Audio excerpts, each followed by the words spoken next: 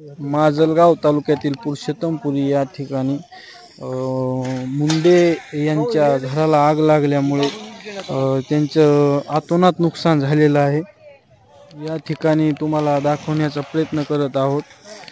या आगीमध्ये संपूर्ण घर हे राखेच्या स्वरूपात बदललेलं आहे आणि पूर्ण कुटुंबाला एक धक्का बसलेला आहे। या ठिकाणी घरामध्ये घरगुती साहित्य, संसार उपयोगी साहित्य तसेच 50 ते 55 क्विंटल कापूस होता असं त्या कुटुंबाचं म्हणणं आहे।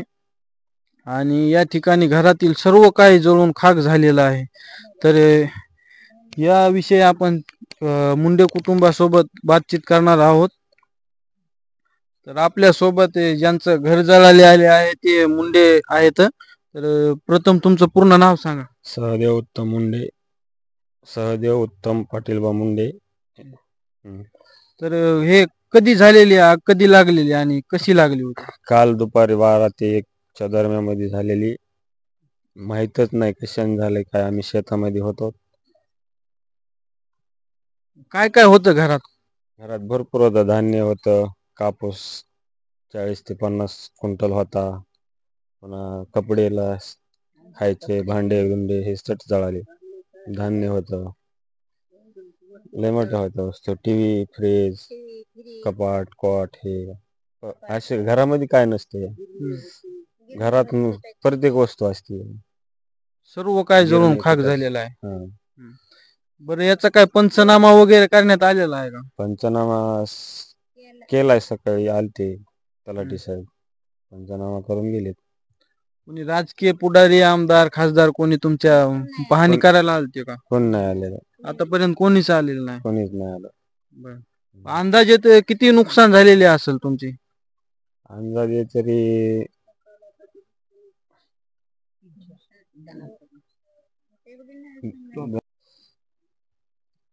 किती अंदाजे नुकसान किती झालेले असेल तुमचे? 4 ते 5 लाखापर्यंत नुकसान झालेले आहे। बरं, प्रशासनाकडे काय मागणी असेल तुमची? प्रशासनाला एवढीच विनंती, काय जे आमची नुकसान झाली हीच भरपाई करून द्यावी। आई आहेत आपल्या सोबत, त्यांच्याशी आपण बातचीत करणार आहोत। तुमचं नाव सांगा अगोदर। माझं नाव तारामती मुंडे। कशामुळे आग लागली असेल असं तुमचा अंदाज? आम्हाला काहीच माहिती नाही, आम्ही शेतात गेलेलो होतो। बरं, किती काय काय होतं घरामध्ये? आता काय नसतं घरामध्ये, काही बी ना घरात।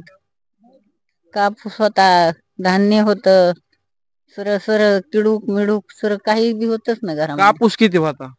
कापूस 40-50 क्विंटल होता। बरं बरं, ठिकाणी आपण त्यांच्याशी बातचीत केलेली आहे आणि 40 ते 50 क्विंटल कापूस होता आणि धान्याचे पोते तसेच बरेच काही त्यांच्या घरामध्ये धान्य हे होतं, संसार उपयोगी साहित्य होतं आणि हे सगळं जळून खाक झालेलं आहे।